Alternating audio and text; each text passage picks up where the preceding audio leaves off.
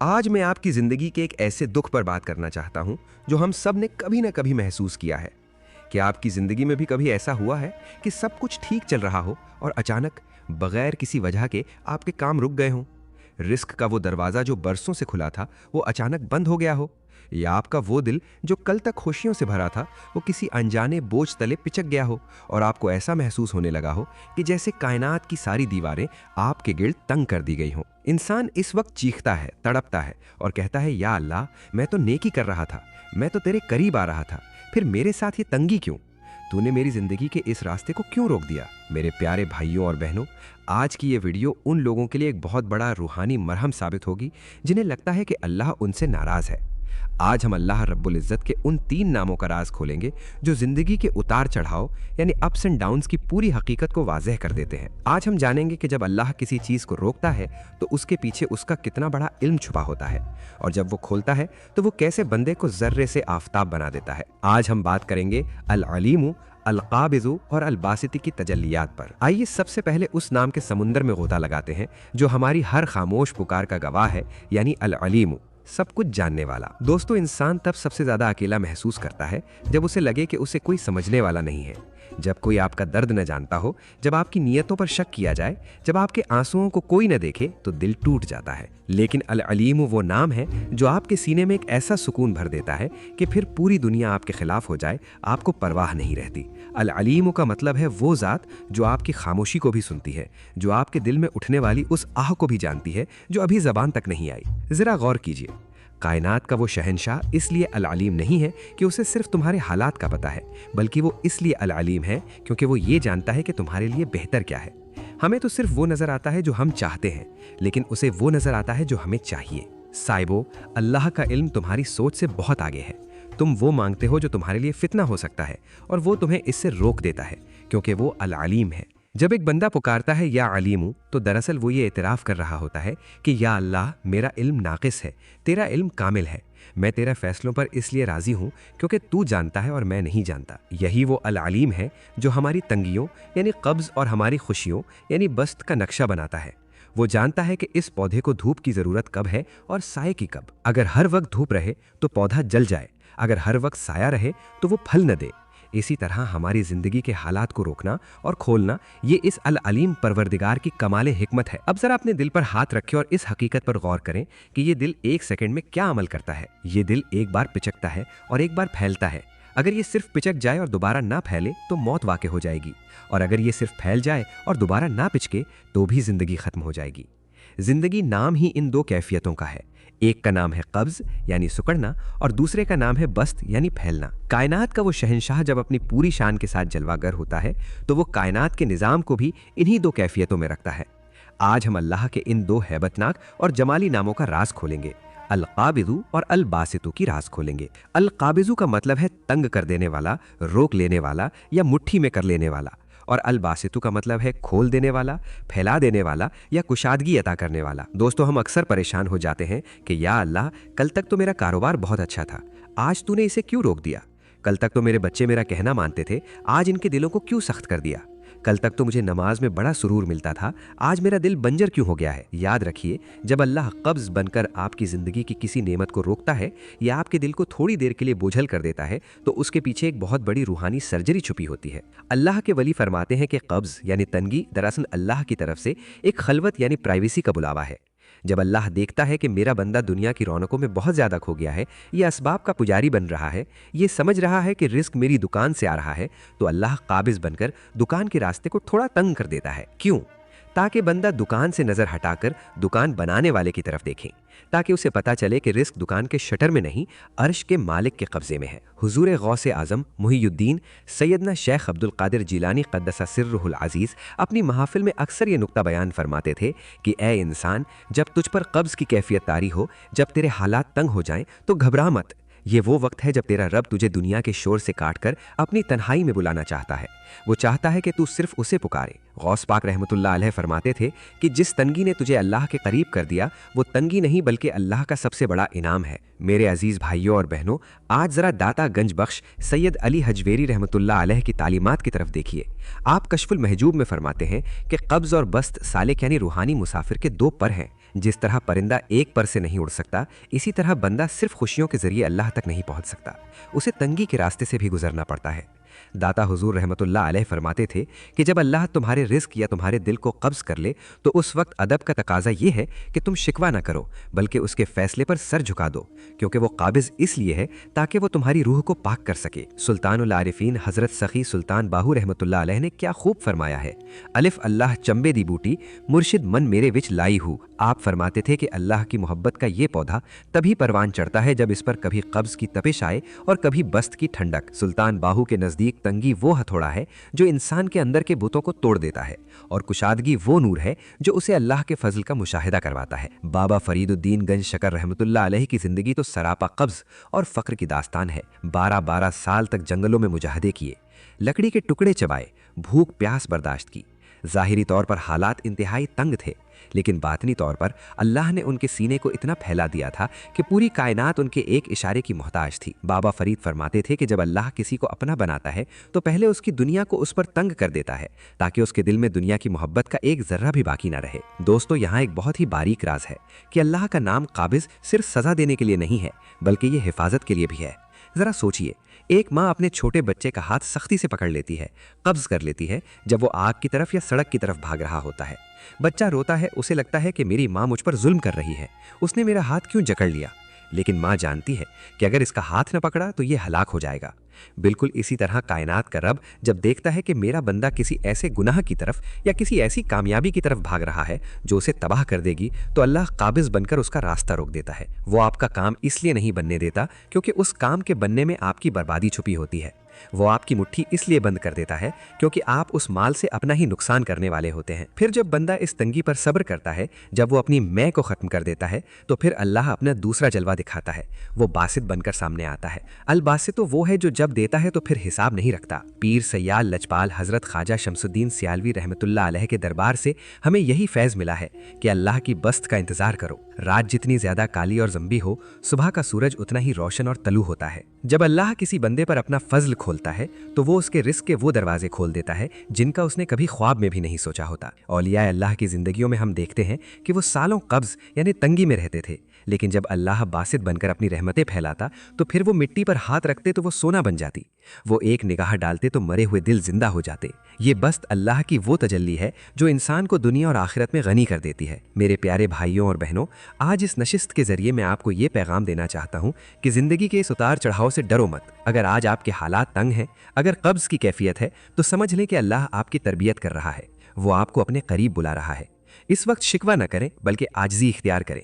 और अगर आज आपके हालात बहुत अच्छे हैं, रिस्क की वेल पेल है, बस्त की कैफियत है, तो समझ लें कि अल्लाह आपका इम्तिहान ले रहा है कि क्या आप अब भी उसके शुक्रगुजार रहते हैं या फिरौन बन जाते हैं। ये दोनों नाम अल-काबिद और अल-बासितु मिलकर हमें ये सिखाते हैं कि कायनात में कोई चीज़ मुस्तकिल नहीं है। खुशी के बाद गमी और गमी के बाद खुशी, ये अल्लाह का निज़ाम है। औलिया हमें यही सिखाते हैं कि एक सच्चे मोमिन का हाल ये होना चाहिए कि वो तंगी में भी अल्लाह से राज़ी हो और फराखी में भी उसका शुक्रगुजार हो। जब आप ये समझ लेते हैं कि रोकने वाला भी वही है और देने वाला भी वही है, तो फिर आपके दिल से लोगों का खौफ और लालच निकल जाता है। साहिबो, आज अस्माउल हुस्ना का ये 8वां राज हमें ये बता रहा है कि ए वो इंसान जिसका दिल किसी परेशानी से पिचक गया है, तू मायूस ना हो, तेरा रब अल बासित भी है। वो तेरी इस घुटन को चंद लम्हों में सुकून में बदल सकता है। बस तू उसके आलीम होने पर यकीन रख कि वो तेरे हालात को तुझसे बेहतर जानता है। दोस्तों, ये गुफ्तगू अभी जारी है। हमने अल्लाह की बादशाहत, उसकी पाकीज़गी और उसके जलाल और जमाल के रंग देखे, लेकिन क्या आप जानते हैं कि इन तमाम कैफियत को अपनी ज़िंदगी में लाने के लिए, इन तंगियों को कुशादगी में बदलने के लिए वो कौन सा ख़ास अमली वजीफ़ा है जो इन तमाम बड़े बड़े औलिया अल्लाह का मामूल रहा है? वो कौन सी तस्बीह है जो बंद रास्तों को खोल देती है? इंशाअल्लाह अपनी गुफ्तगू के अगले हिस्से में हम अल-काबिज़ और अल-बासित के अमली वजीफ़े और उनके बातनी असरात पर बात करेंगे। हम जानेंगे कि औलिया अल्लाह मुश्किल वक्त में इन नामों को कैसे पुकारते थे, और फिर इस नशिस्त का इख्तिताम हम एक ऐसी दर्द भरी दुआ पर करेंगे जो अल्लाह की कसम आपके दिल के बोझ को ऐसे उतार देगी जैसे कभी था ही नहीं। तो जुड़े रहिएगा इस रूहानी सफ़र के इख्तिताम तक। जी जनाब सियालवी साहब। अजीज सामीन, सफ़र मारिफत की इस वजद आफरीन और जलालो जमाल से भरपूर नशिस्त के इस तीसरे हिस्से में अब हम उस राज़े आज़ीम की तरफ बढ़ रहे हैं जो औलिया अल्लाह की ज़िंदगियों का सबसे बड़ा मरकज़ रहा है। मेरे प्यारे भाइयों और बहनों, हमने अलकाबिज़ों और अलबासितों के नामों की हकीकत को समझा, लेकिन अब सवाल ये पैदा होता है कि क्या ये तंगी और कुशादगी सिर्फ हमारे रिस्क, हमारी सेहत या दुनियावी हालात तक महदूद है?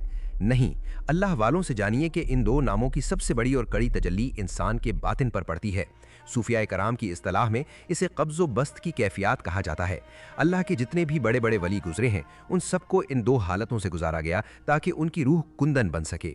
आज हम कायनात विलायत के उन शहसवारों की ज़िंदगियों में झांकेंगे जिन्हें अलकाबिज़ों ने तपाया और फिर अलबासतों ने उन्हें वो मकाम महमूद अता किया कि आज रहती दुनिया तक उनके नाम का डंका बज रहा है। सबसे पहले कायनात विलायत के ताजदार हुजूर सैयदना गौसे आज़म शेख अब्दुल कादिर जलानी क़ुद्दस सुरहुल अज़ीज़ की बारगाह में चलते हैं। मेरे दोस्तों, गौसे पाक रहमतुल्लाह अलैह की ज़िंदगी का वो दौर याद कीजिए जब आप बगदाद के जंगलों में 25 साल तक तन्हा मुजाहिदे करते रहे। ये कब्ज़ की इंतहा थी। आप रहमतुल्लाह अलैह फरमाते हैं कि मुझ पर ऐसे ऐसे कड़े वक्त आए, ऐसी ऐसी तंगी की तजल्लियात पड़ी कि अगर वो पहाड़ों पर पड़ती तो पहाड़ रेजा रेजा हो जाते। कई कई दिन फाके गुजरते, पत्ते खाकर गुजारा होता, लोग दीवाना समझते, लेकिन ये अलकाबिज़ु रब की तरफ से उनके नफ्स की सर्जरी हो रही थी। अल्लाह उन्हें दुनिया से काट कर अपने लिए खालिस कर रहा था। फिर जब इम्तहान मुकम्मल हुआ तो वही रब अलबासितु बनकर जलवागर हुआ। अल्लाह ने गौसे पाक के सीने को मारिफत के लिए ऐसा खोल दिया कि आपने ऐलान फरमाया कि मेरा ये कदम हर वलीउल्लाह की गर्दन पर है। ये वो बस्त थी जिसने एक दरवेश को कायनात का गौस बना दिया। गौसे आज़म की ज़िंदगी हमें ये सिखाती है कि तंगी दरअसल उस बड़ी बादशाहत की तैयारी होती है जो अल्लाह अपने बंदे को देना चाहता है। अब ज़रा लाहौर की धरती पर दाता गंज बख्श सैयद अली हजवेरी रहमतुल्लाह अलैह के कदमों में बैठकर देखिए। दाता हुजूर रहमतुल्लाह अलैह अपनी किताब कशफुल महजूब में लिखते हैं कि कब्ज़ यानी दिल की घुटन अल्लाह की तरफ से एक ऐसी नेमत है जो बंदे को अपनी औकात याद दिलाती है। आप रहमतुल्लाह अलैह फरमाते हैं कि जब अल्लाह दिल को थोड़ी देर के लिए बंद कर देता है, जब इबादत में लज्जत नहीं रहती, तो उस वक्त ये देखना चाहता है कि मेरा बंदा सिर्फ लज्जत का पुजारी है या मेरा वफादार है।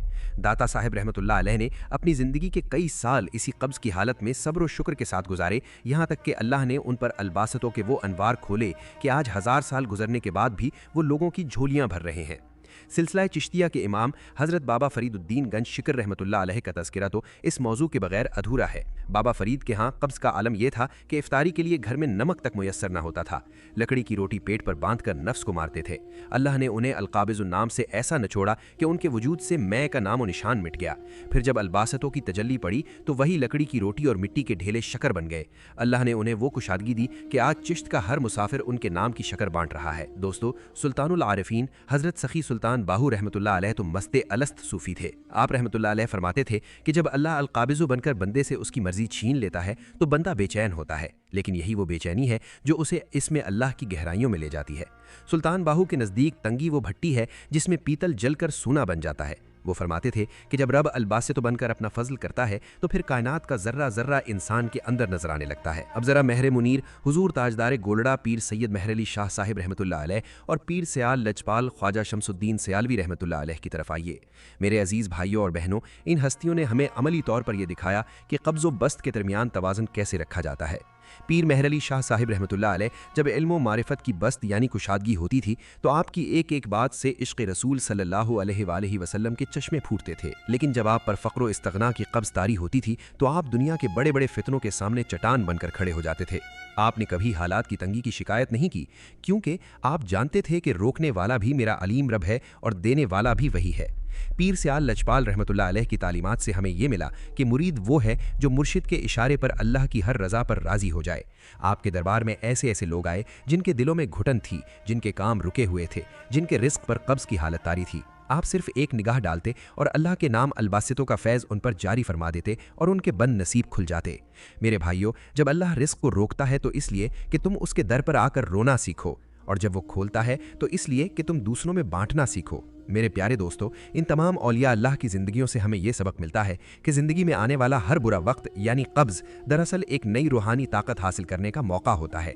हम क्या करते हैं, जब तंगी आती है तो हम पीरों, फ़कीरों और लोगों के पास जाकर शिकवे शुरू कर देते हैं। हम समझते हैं कि शायद अल्लाह हमसे नाराज़ हो गया है, लेकिन अल्लाह वाले हमें ये बताते हैं कि मियाँ, जब तुम्हारे हाथ से असबाब छिन जाएं, जब तुम्हारे काम रुक जाएं, तो समझ लो कि कायनात का बादशाह तुम्हें यह पैगाम दे रहा है कि ए मेरे बंदे, अब सबसे कट जा, अब सिर्फ मेरे पास आ जा। मैं तुझे अपनी कुदरत के वो राज दिखाना चाहता हूँ जो मैंने खुशहाली में छुपा के रखे थे। कब्ज यानी तंगी में इंसान अपने अल्लाह को जिस तड़प से पुकारता है, वो पुकार उसे अल्लाह के इतना करीब कर देती है कि बस्त यानी खुशहाली के 100 साल भी उसे वो कुर्ब नहीं दे सकते। इसीलिए औलिया अल्लाह तंगी पर भी उतना ही खुश होते थे जितना कुशादगी पर। वो जानते थे कि रोकने वाला अल अलीम है, वो जानता है कि इस वक्त मेरे लिए यही बेहतर है। आज सियालवी टीवी के नाजरीन को मैं ये वसीयत करना चाहता हूँ कि अपने दिलों को मजबूत करें। अगर आपकी ज़िंदगी में इस वक्त अलकाबिज़ों की तजल्ली है, अगर रास्ता बंद है, तो परेशान ना हो। ये अल्लाह का प्यार है, ये अल्लाह की तरफ से आपकी रूह की सफाई हो रही है। वो आपको निचोड़ रहा है ताकि आपके अंदर से गुनाहों की गलाजत निकल जाए और आप अलबासितों की अजीम कुशादगी को संभालने के काबिल हो जाए। याद रखिए, जिसके पास अल अलीम है उसे जहालत का डर नहीं, जिसके पास अल काबिजू है उसे किसी दुश्मन का डर नहीं, और जिसके पास अल बासितो है उसे किसी तंगी का खौफ नहीं। ये तीनों नाम मिलकर मोमिन की ज़िंदगी को एक ऐसा तवाज़न देते हैं कि वो दुनिया का सबसे पुरसुकून इंसान बन जाता है। लेकिन मेरे अजीज़ दोस्तों, अब सवाल ये है कि हम अपनी इन तंगियों को, इस घुटन को और इन रुके हुए कामों को कुशादगी में कैसे बदले। वो कौन सा नबवी और सूफियाना तरीक़ा है जिससे कब्ज़ की कैफियत बस्त में बदल जाती है? वो कौन सा वजीफ़ा है जो बंद दरवाज़ों को खोल देता है? इंशाअल्लाह अपनी गुफ्तगू के बिल्कुल अगले और सबसे ज़्यादा अमली हिस्से में हम अल अलीम, अल काबिज़, अल बासितों के इन पोशीदा वज़ाइफ और करिश्माती असरात पर बात करेंगे जिन्होंने औलिया अल्लाह ने मुश्किल वक्त में हमेशा अपना हथियार बनाया। और फिर हम वो लर्ज़ा सी दुआ करेंगे जो आपकी रूह के बंद तालों को खोल देगी। तो जुड़े रहिएगा इस रूहानी सफ़र के इख्तिताम तक, क्योंकि आखिरी हिस्सा आपकी ज़िंदगी बदलने वाला है। मेरे प्यारे भाइयों और बहनों, पिछले हिस्सों में हमने अस्माउल हुस्ना की इस 8वीं किस्त में अल्लाह के इल्म, उसकी तंगी और उसकी कुशादगी के वो लर्ज़ा खेज़ पहलू देखे जिन्होंने हमें दुनिया की फ़िक्रों से निकालकर बंदगी की बहराज दिखाई। लेकिन अब एक बहुत ही अहम, कड़ा और अमली सवाल पैदा होता है। आप में से बहुत से लोग, बहुत से नौजवान, बहुत सी माएँ और बहनें ये शिकवा करती हैं कि सयालवी साहिब, हम जानते हैं कि अल्लाह अलीम है, वो रोकने वाला और देने वाला है, लेकिन हमारी ज़िंदगी की ये बंदिशें ख़त्म क्यों नहीं होती? हमारे दिल की ये घुटन, ये डिप्रेशन, ये एंग्जाइटी जान क्यों नहीं छोड़ती? हम जितना सुकून ढूंढते हैं वो हमसे उतना ही दूर क्यों भागता है? ऐसा लगता है कि हमारी ज़िंदगी कब्ज़ के एक ऐसे भंवर में फंस गई है जिससे निकलने का कोई रास्ता बस्त की तरफ नहीं जाता। दोस्तों, क्या आप जानते हैं कि इस बेसुकूनी और इस तंगी की सबसे बड़ी वजह क्या है? अल्लाह वाले फरमाते हैं कि जब इंसान अल्लाह के नामों को सिर्फ ज़बान से पढ़ता है और उनकी रूहानी तासीर से वाकिफ नहीं होता, तो वो बरकत हासिल नहीं हो पाती जो होनी चाहिए। आज मैं आपको कायनात के इस शहंशाह के इन तीनों नामों का वो रूहानी एटम बम वजीफा देने जा रहा हूँ, वो राज बताने लगा हूँ जो आपकी ज़िंदगी के बंद दरवाज़ों को ऐसे खोल देगा कि आपकी अक्ल हैरान रह जाएगी।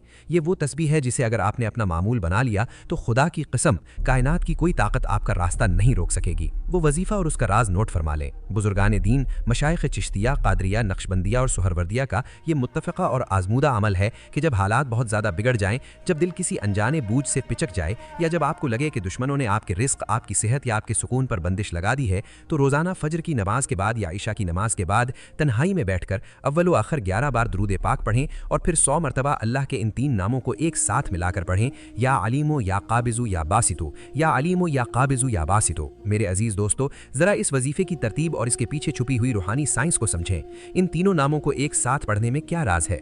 जब आप कहते हैं या अलीमो, तो आप उस रब को पुकार रहे होते हैं जो आपकी हर उलझन का हल जानता है।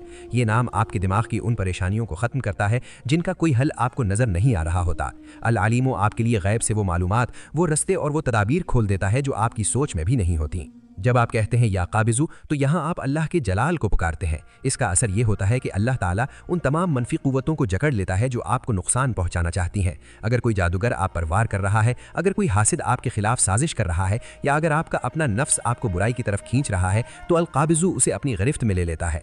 ये नाम दुश्मनों की ज़बानों और उनके हाथों पर ताले लगा देता है। और फिर जब आप कहते हैं या बासितु, तो ये वो आखिरी ज़रब है जो आपकी ज़िंदगी में कुशादगी का सैलाब ले आती है।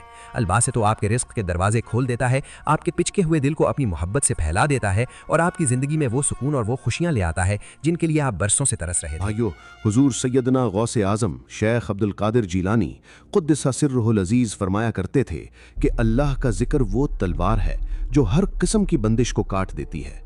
दाता गंज बख्श अली हजवेरी रहमतुल्लाह अलैह फरमाते हैं कि जब बंदा अल अलीम को पुकार कर अल काबिद से पनाह मांगता है तो अल बासित उसकी झोली को अपनी रहमतों से भर देता है।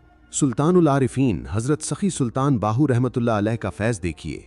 आप फरमाते थे कि ज़िक्र इलाही में असल कमाल ये है कि बंदा तंगी यानी कब्ज़ में भी अल्लाह के इल्म पर यकीन रखे, तब जाकर उसे वो बस्त मिलती है जो उसे कायनात से बेनियाज कर देती है।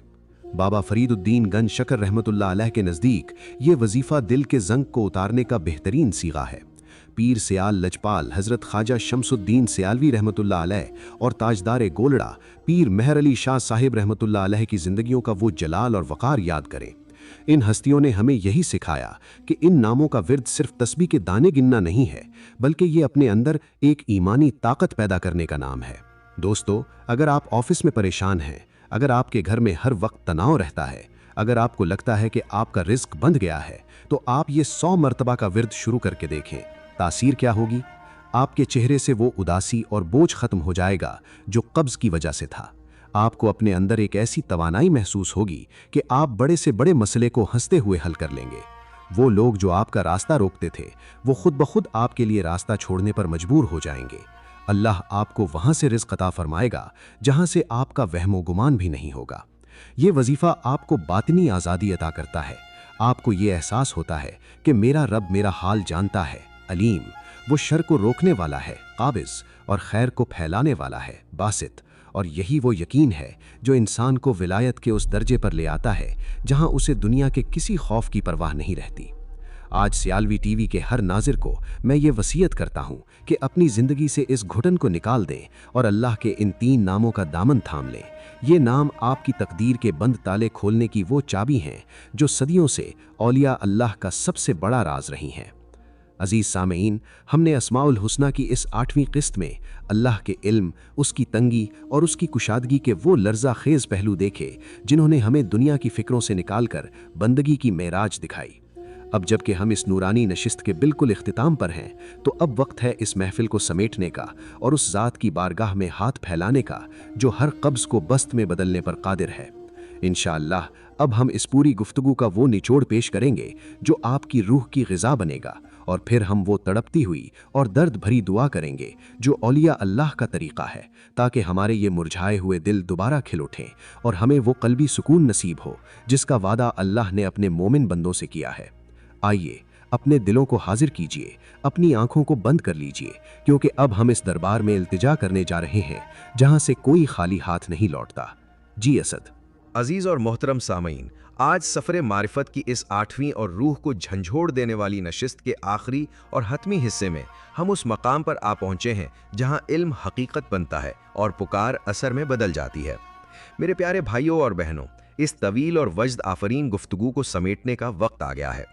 आज हमने जो कुछ भी सुना, जो कुछ भी औलियाए अल्लाह के फैज़ान से सीखा, इस तमाम इल्म, इस सारी रूहानियत और इस पुरस्रार तस्बीह का निचोड़ और खुलासा सिर्फ इस एक सुनहरी उसूल में पोशीदा है कि ज़िंदगी में आने वाली हर तंगी अल-काबिज़ की तरफ से एक बुलावा है और आने वाली हर खुशी अल-बासित की तरफ से एक इम्तिहान है। और इन दोनों हालतों के पीछे अल-अलीम रब का वो कामिल इल्म छुपा है जो कायनात के ज़र्रे ज़र्रे की भलाई को जानता है। दोस्तों, हम सारी ज़िंदगी इसी शिकवे में गुजार देते हैं कि या अल्लाह मेरे काम क्यों रुक गए, लेकिन आज हमने सीखा कि वो काम इसलिए रुके ताकि आपका रुख लोगों से हटकर अल्लाह की तरफ हो जाए। वो मुट्ठी इसलिए बंद हुई ताकि आपको पता चले कि अता करने वाली असल ज़ात कौन है। औलियाए अल्लाह हुजूर गौसे आज़म शेख अब्दुल कादिर जैलानी क़ुद्दसा सिर्रुहुल अज़ीज़ से लेकर पीर सयाल लजपाल हज़रत ख्वाजा शमसुद्दीन सयालवी रहमतुल्लाह अलैह तक, उन सब की ज़िंदगियों का यही तो कमाल था कि वो तंगी में भी उतने ही पुरसुकून होते थे जितने वो कुशादगी में होते थे। उन्हें मालूम था कि जब मेरा रब अल-काबिज़ बनकर मेरा रास्ता रोक रहा है तो वो दरअसल मुझे किसी बहुत बड़ी हलाकत से बचा रहा है, और जब वो अल-बासित बनकर मेरी झोली भर रहा है तो वो मुझे अपनी नेमतों में गुम करके आजमा रहा है। आज के इस पुरफितन दौर में जहां हर तरफ माशी तंगी, नफ्सियाती बीमारियां, जादू, बंदिशें और घरेलू नाचाकियां हैं, हमें इन 3 नामों का सहारा लेने की सबसे ज़्यादा ज़रूरत है। ये वजीफ़ा या अलीमों या काबिज़ों या बासितों का विर्द आपके बातिन की कसाफतों को धो डालेगा। ये आपके पिचके हुए दिल को मारिफत इलाही से कुशादा कर देगा। ये आपके रिस्क की उन तमाम बंदिशों को तोड़ देगा जो दुश्मनों या आपके अपने गुनाहों की वजह से लगी हुई थीं। आइए आज की इस बाबरकत और नूरानी महफिल के इख्तिताम पर अपने तमाम झूठे सहारों को तोड़कर अपनी सारी तदबीरों और अक्लों को एक तरफ रखकर इस कायनात के मालिक, इस अलीम व बसीर रब की बारगाह में अपने दिलों का कशकोल फैलाते हैं। अपनी आंखों को बंद कर लें, अपने सरों को नदामत से झुका लें और अपने दिल में ये यकीन बिठा लें कि इस वक्त अल अलीम रब आपकी शहरग से भी ज्यादा करीब है। वो आपके दिल के एक एक जख्म को देख रहा है, वो आपकी एक एक तंगी से वाकिफ है और वो अपनी सिफत बस्त से आपकी तकदीर बदलने पर कादिर है। या अल्लाह, या अलीम, या काबिज़ो, या बासितो, या जुल जलाली वल इकराम। ऐ वो ज़ात जिसके हाथ में कायनात की तमाम कुंजियां हैं। ऐ वो रब जब चाहता है रास्ते बंद कर देता है और जब चाहता है मिट्टी से रिज़्क निकाल देता है। हम तेरे गुनाहगार, बेबस और लाचार बंदे तेरे हुजूर झोली फैलाए खड़े हैं। मौला, हमें एतराफ़ करते हैं कि हमने कभी अपनी अक्ल पर भरोसा किया, कभी बंदों से उम्मीदें लगाईं, कभी असबाब की पूजा की, और जब तंगी आई तो हमने तुझसे शिकवा किया। या अल्लाह, हमारी इस नादानी को माफ़ फरमा दे, हमारी इस गफलत को बख्श दे। मौला, हमने तुझे वैसा नहीं पहचाना जैसा पहचानने का हक़ था। या अलीम, तू हमारे दिलों का हाल जानता है। तू इन आंसुओं को भी जानता है जो रात की तन्हाइयों में गिरे और जिन्हें किसी ने नहीं देखा। तू उस तड़प से वाकिफ़ है जो इन सीनों में छिपी है। या अल्लाह, अपनी सिफ़त अलीम के सदक़े हमारी उलझनों को सुलझा दे, हमारे दिमागों की परेशानियों को ख़त्म फरमा दे। हमें वो बसीरत अता फरमा कि हम तेरे हर फैसले में तेरी हिकमत देख सकें। या काबिज़ो, अगर हमारे रिज़्क़ पर, हमारी सेहत पर, हमारी खुशियों पर किसी जादूगर, किसी हासिद या किसी दुश्मन ने कोई बंदिश लगा दी है, तो मौला अपने इस जलाली नाम के सदक़े उन तमाम शैतानी जंजीरों को तोड़ दे। या अल्लाह, अल-काबिज़ बनकर हमारे दुश्मनों के हाथों को जकड़ ले, उनकी ज़बानों पर ताले लगा दे, हमारे नफ्स को बुराइयों से रोक दे, हमारी ज़िंदगी से हर उस चीज़ को कब्ज़ कर ले जो हमें तुझसे दूर करती है।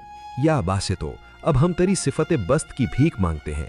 ऐ कुशादगी अता करने वाले रब, हमारे रिज़्क़ के दरवाजे गैब से खोल दे, हमारे दस्तरख्वानों को वसी फरमा दे, हमारी तंगियों को राहतों में बदल दे।